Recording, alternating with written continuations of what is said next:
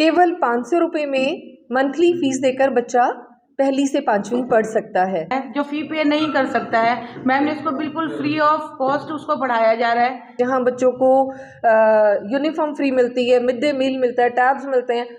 शिक्षा के क्षेत्र में सिर्फ शिक्षा पर ना दे के मैं चाहती हूँ कि उनका शारीरिक विकास के लिए खेलकूद भी बहुत ज़रूरी है। सेकेंडरी स्कूल के प्रांगण में इसलिए बुलाई गई है क्योंकि यहाँ एक बहुत बड़ी अनाउंसमेंट होने जा रही है, जो मैं चाहती हूँ कि सभी मेरे मीडिया वाले साथी मेरा साथ दें और ये बात घर घर तक पहुँचाएं, क्योंकि मेरा जो अभियान है आज घर घर शिक्षा का अभियान है। वो अभियान किस तरह से है मैं उस बारे में आपको बताना चाहूँगी कि इस अभियान में हमने ये स्कूल अभी तक सिर्फ SD बॉयज़ स्कूल के नाम से जाना जाता था। वैसे इसका नाम SD सीनियर सेकेंडरी मुल्तान है, लेकिन मैक्सिमम किसी भी ऑफिस में आप जाएंगे तो SD बॉयज़ के नाम से जाना जाता है, क्योंकि ये 1950 से स्कूल चल रहा है। करनाल का बहुत पुराना स्कूल है। अब इस स्कूल में एक बहुत बड़ी बात होने जा रही है कि ये कोएड स्टार्ट हो गया है। तो अब जो हमारा न्यू सेशन है उसमें हम इसमें पहली से 5वीं तक लड़के और लड़कियों का एडमिशन करने वाले हैं, और वो उन बच्चों के लिए बहुत बेनिफिशियल रहेगा क्योंकि उनके लिए यूनिफॉर्म फ्री है स्कूल से और उसके साथ साथ उनका एडमिशन फ्री है। केवल 500 रुपये में मंथली फीस देकर बच्चा पहली से 5वीं पढ़ सकता है।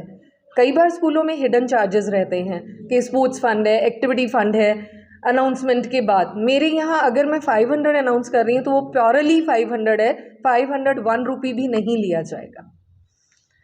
मैडम, कुछ आपको लगता नहीं कि स्कूल की फीस आपने थोड़ी ज़्यादा रखी है? तो मीडियम बच्चे भी होंगे? मीडियम नहीं सर, मेरे पास तो लेबर क्लास बच्चे भी आते हैं, मजदूर का बच्चा भी आता है। तो मुझे ऐसे लगता है आज के टाइम में 500 रुपये अगर एडमिशन भी नहीं ले रही हूँ, यूनिफॉर्म भी फ्री दे रही हूँ तो बहुत इकोनॉमिकल है, और उसमें मेरे पास पढ़ाई का कोई कॉम्प्रोमाइज़ नहीं है। बच्चे को शिक्षा उतनी ही अच्छी मिलेगी जितनी किसी एक प्राइवेट CBSE स्कूल में मिलती है। आप एक एक करके पूछिए प्लीज। लड़कियों के लिए फीस है या लड़कों के लिए? ये दोनों के लिए है। पहली से 5वीं कोई भी बच्चा आता है, चाहे वो लड़की है या लड़का है, दोनों के लिए है। तो जैसे प्राइवेट इंस्टीट्यूट में होता है तो सारी फैसिलिटी मिलेगी? सारी फैसिलिटीज मिलेंगी, सारी लैब्स हैं हमारे यहाँ, साइंस की है, बच्चों के लिए झूले और क्लास में स्पेशल अरेंजमेंट्स, हर तरह का अरेंजमेंट हमने छोटे बच्चों के लिए। बुक्स के बारे में बुक्स मेरी तरफ से कोशिश रहेगी कि मैं सरकारी लगवाऊँ। अगर सरकारी में मुझे रास्ता नहीं मिलता है तो उस पार्ट पे मैं चाहूँगी कि सबसे ज़्यादा इकोनॉमिकल पब्लिशर की लगवाई जाएं, जिससे पेरेंट्स के ऊपर बर्डन ना आए। मैडम, मीडियम क्या होगा? इंग्लिश और हिंदी दोनों रहेंगे सर। अभी भी मैं दोनों मीडियम से रन कर रही हूँ, 6 to 12 भी मेरा दोनों मीडियम रन हो रहा है। शिक्षा के क्षेत्र में बच्चों को पढ़ाई पर किस तरीके का जोर ज़्यादा दिया जाए? शिक्षा के क्षेत्र में सिर्फ शिक्षा पर ना दे के मैं चाहती हूँ कि उनका शारीरिक विकास के लिए खेलकूद भी बहुत ज़रूरी है। मानसिक विकास के लिए उन्हें काउंसलिंग और अदर पार्ट्स पे समझाना भी बहुत ज़रूरी है। शिक्षा काफ़ी नहीं है किसी भी क्षेत्र के लिए। उनका कंप्लीट विकास, जैसा कि बच्चा आज के समय में फ़ोन पे बहुत ज़्यादा लग गया है, उससे हमें दूर करके उसे शिक्षा में भी लाना चाहिए और उसे फिजिकली भी फिट करना चाहिए। यानी कि आप ये कहना चाहेंगे कि बच्चों का जो है सर्वांगीण विकास किया जाएगा? डेफिनेटली सर्वांगीण विकास ही एक स्कूल का सही विकास है। लड़कियों को एडमिशन इसी क्षेत्र से मिलेगा? बिल्कुल मिलेगा। लड़कियों को पहली से 5वीं करके हम धीरे धीरे प्रमोट करेंगे अपने ही बच्चों को अगली क्लास में। अभी हम पहली से 5वीं कर रहे हैं, उसके बाद हम क्लास बढ़ाएंगे। मैडम, अब प्रयास किया गया, पहले प्रयास क्यों किया गया? शायद इससे पहले हमने कभी सोचा नहीं था। कोविड में बहुत ज़्यादा हमें दिक्कत आई है, क्योंकि सरकारी स्कूल जो सरकार ने मॉडल संस्कृति कर दिए थे, जहाँ बच्चों को यूनिफॉर्म फ्री मिलती है, मिड डे मील मिलता है, टैब्स मिलते हैं, तो बच्चा वहाँ आकर्षित हुआ।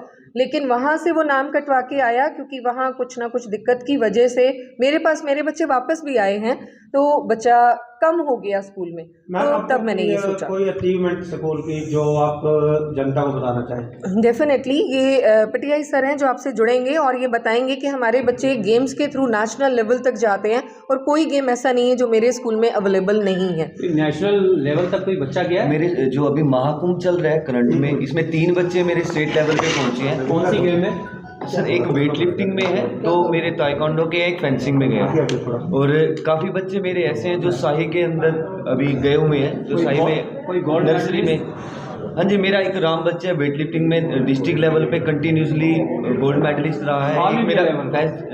जी सर, ऑल इंडिया लेवल पर? ऑल इंडिया पे अभी नहीं गया है, तो बट स्टेट तक मेरे मेडलिस्ट हैं। 4 बच्चे हैं, और स्कूली स्टेट मेरे लगभग 34+ स्टूडेंट्स जो हैं स्कूली खेलते हैं हर साल, स्कूली स्टेट। नेशनल लेवल पर आगे इंटरनेशनल लिया जाएगा सर वो आगे के कंपटीशन के लिए वो निर्भर कोच पे करता है जहाँ वो प्रैक्टिस करते हैं, बट यहाँ से स्कूली लेवल स्टेट तक जो मेरे अंडर में रहता है वहाँ तक मैं पहुँचने की। सर कौन कौन सी गेम खेलाई जाती है स्कूल में? स्कूल में सर वॉलीबॉल, बास्केटबॉल, फुटबॉल, सिंग जो पर्टिकुलर जो गेम हमारी फेंसिंग होगी, जिम्नास्टिक होगी, वेट लिफ्टिंग होगी, सर मोस्टली सारी गेम में अवेलेबल हैं। मैम आपसे एक सवाल है कि जैसे और कई यूनिवर्सिटीज़ में मैंने देखा है कि प्ले के ऊपर जो एडमिशन उनको फ्री ऑफ कास्ट मिलता है, प्ले वगैरह भी होता है, अभी जो प्ले गेम्स होती हैं उनके ऊपर फ्री ऑफ कास्ट उनको एडमिशन मिलता है। क्या इस स्कूल के अंदर भी ऐसी कोई हमारे स्कूल में स्पोर्ट्स के लिए कंसेशन दिया जाता है बच्चे को, फी पे कंसेशन। हाँ जी, कंप्लीट नहीं, स्कूल पे आपको बच्चा जो स्पोर्ट्स का आता है उसे फी पे कंसेशन दिया जाता है। कितनी रहती है? जो भी फीस होती है उस पर उसका 200 रुपीज़ लेस किया जाता है। अगर फीस उसकी 600 रुपये है तो 400 रह जाए, क्योंकि फीस स्ट्रक्चर पहले ही ज़्यादा नहीं है सर।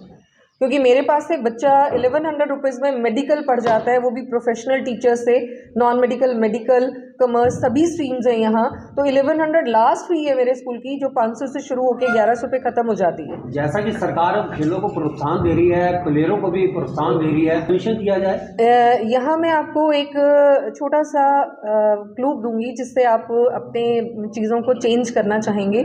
आपको शायद ये जानकारी नहीं है, 2017 से इस स्कूल को एड मुक्त कर दिया गया। अब ये स्कूल एडेड नहीं है और करनाल के सभी एडेड स्कूल अब एज प्राइवेट ही रन हो रहे हैं। तो एज प्राइवेट स्कूल किसी भी स्कूल की फ़ीस 500 से 1100 पे ख़त्म हो जाए, ये बहुत बड़ी बात है। और उसमें एक अनाउंसमेंट और है कि फादरलेस बच्चों को भी 200 लेस दिया जाता है।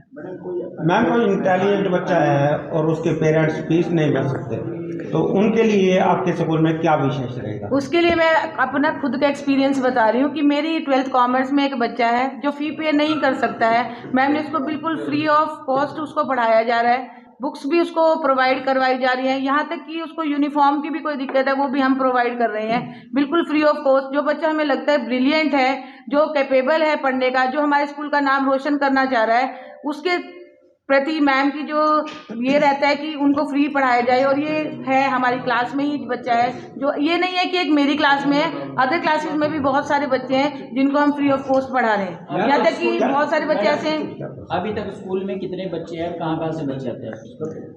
करनाल के सभी एरिया से, आसपास के सभी गांवों से, बहुत दूर दूर से बच्चे आते हैं। हालांकि मेरे पास ट्रांसपोर्ट की फैसिलिटी नहीं है।